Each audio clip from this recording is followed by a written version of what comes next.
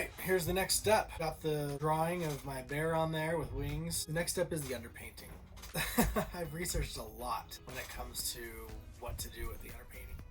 I've watched a lot of videos, I've done a lot of reading, and part of it goes to what type of paint am I going to use. I was considering oils, I was considering acrylics, and I wasn't sure what to do. So I have some artist friends that have helped me out decide what I wanted to do. But ultimately, the two things that I really wanted weren't in either regular oil paints or acrylics.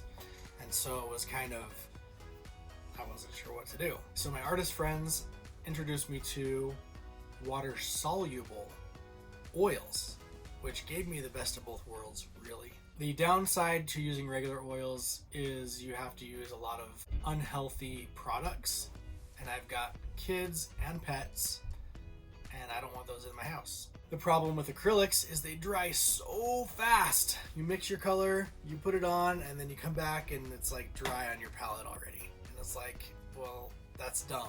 I wanted something that I could have some time to actually work with, but I didn't want to deal with all the fumes. So water-mixable oils was what I came to. I'm going to use yellow ochre for my underpainting. I decided on yellow ochre because it blended well with the colors I'm going to have on my overall painting.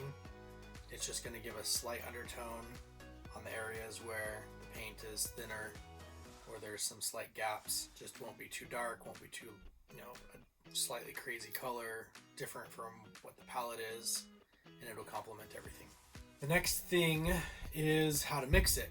This brand, Cobra, from what I have gathered, is the most popular, the most preferred of water-mixable or water-soluble oil paints. Next step, just put it up there. I also learned that there's an option of just thinning it down with water to put it on my underpainting, because I just want a kind of a transparent layer on there so I can still see my outline. But mixing it with water can be tricky, because if you put too much water with it, it breaks the paint down so much that it's not valuable anymore. So I need to be careful. I do 1 part water, 2 parts paint. I'll just use probably the same brush that I use for my gesso. Just a big brush to get it all in there real quick. It'll take about a day to get nice and dry. I have time to work through it, get the highlights in there by dabbing it off with a wet rag or wet paper towel. Probably just use a paper towel. The first thing I want to do is fix this guy's face a little bit.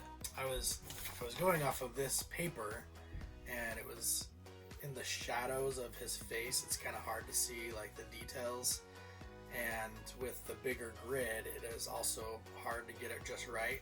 So I'm going to break down the grid. I'm going to put a smaller grid around there, and I'm also going to finalize his claws, get those a little bit more detailed, because the main subject of a piece needs to look right, otherwise it's just not a desirable piece. So I'm going to work on that, and then I'll get that underpainting on.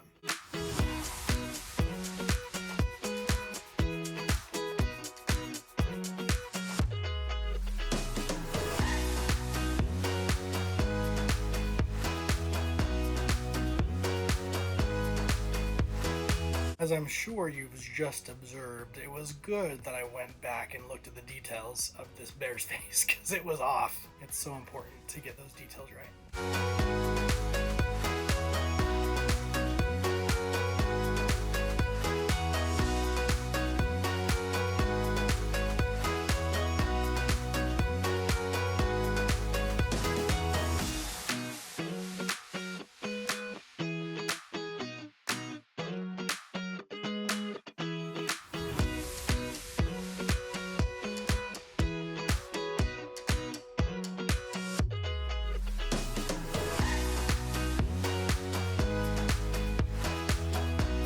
Okay, lessons learned.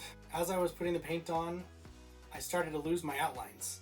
So the lesson was, next time, draw your outlines darker. So I was able to finagle it, and this is what we've got.